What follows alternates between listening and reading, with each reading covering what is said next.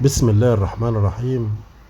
هنعمل جولة النهاردة في المتحف المصري الكبير، وهناخد الكاميرا بتاعتنا ونشتغل بعدسة الزوم عشان نتابع كل المقتنيات الحلوة في المتحف.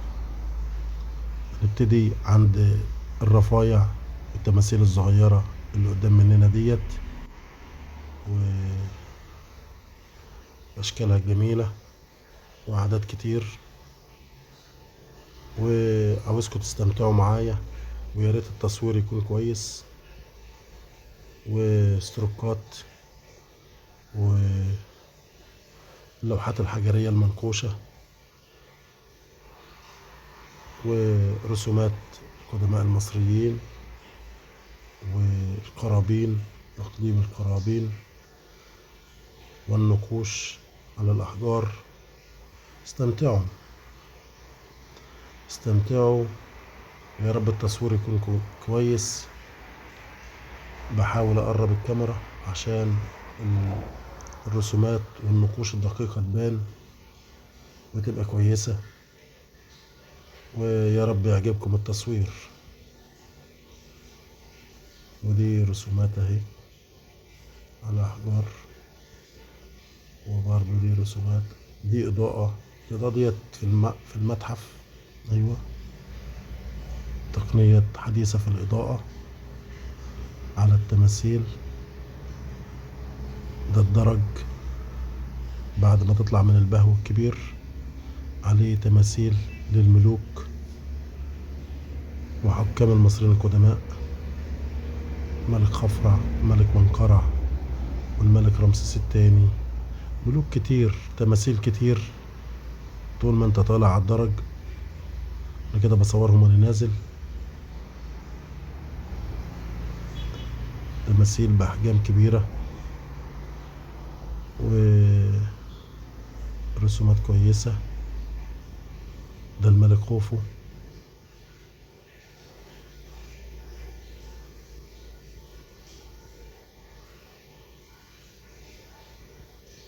ده الملك خفرع.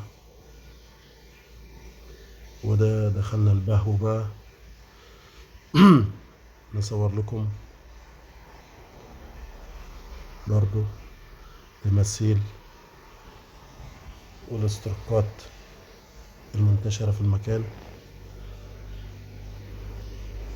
واللوحات والنقوش الحجرية الكتير. تماثيل من العصور القديمة والدولة الوسطى والدولة الحديثة. كتير، مقتنيات كتير جدا جدا جدا في المتحف الكبير. دي بعض الاسترقات برضو والرسوم. ودي تماثيل لنساء جالسات. ودي الحلي القدماء المصريين، قطع حلي واكسسوارات كانت بتدفن معهم ليستعملوها في الحياة الآخرة، العالم الآخر، حسب معتقدات القدماء المصريين. بحاول أجيب لكم برضو كل اللوحات الإرشادية اللي بتبين المنتجات دي إيه أهوت. برضو تركيز عشان اللي عاوز يوقف الصورة ويقرأ ويعرف ده إيه. بحاول برضو كهوت أقرب لكم الصور، ويا رب التصوير يعجبكم، ويا ريت تدعمونا بلايك واشتراك. ده تمثال ما شاء الله، النحت ممتاز جدا جدا. شوف تفاصيل النحت ممتازة، بتبين القدم وعضلات القدم وجلوس الملك بالوضع دوت. تشريح، شايفين النحت عامل ازاي؟ ما شاء الله ما شاء الله، نحت جميل جدا جدا جدا، وحاجات ممتازة. ولما تشوفها بقى وانت قريب منها يعني. وده طبعا دي راس الملك اخناتون اللي هو كان ملك التوحيد، اللي هو ابو توت عنخ امون. ودي قطع استخرجت من المقابر الملكية والمعابد عليها نحت حاجات كتير. طبعا معظمها حاجات كانت باقية من التكسير والسرقة اللي كانت بتحصل في الآثار المصرية القديمة.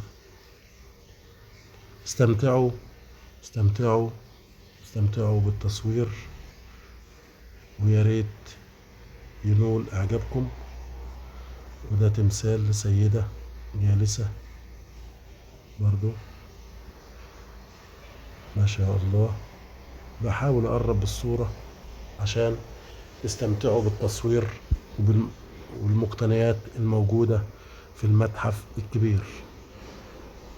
لو حبينا نصور هنعوز أيام وأيام وأيام، لأن المساحة كبيرة كبيرة جدا. فأنا بحاول بقدر الإمكان أصور لكم الحاجات من قريب